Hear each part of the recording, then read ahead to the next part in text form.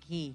Anong klaseng proteksyon ang mabibigay ng Magna Carta for barangay health workers, lalo sa panahon ng emergency, disaster, or public health crisis? Pwede po silang tumanggap ng emergency allowances.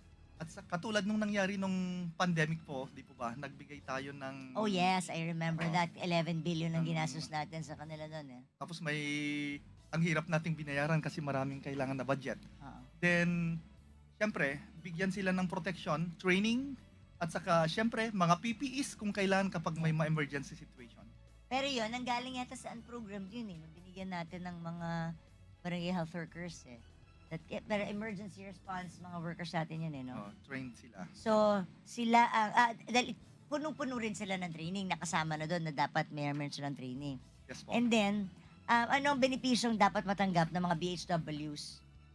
Kabilang sa honoraria, training, hazard pay, may hazard pay pa? Pwede rin sila magkaroon ng hazard pay, ma'am, under this Magna Carta. Okay. Tapos, so dapat na monitor ng ang LGUs, minamonitor nyo. Kailangan ng monitoring yan. Sa ngayon ay ang namomonitor lang natin ay kung magkano ang kanilang basic honoraria na natatanggap.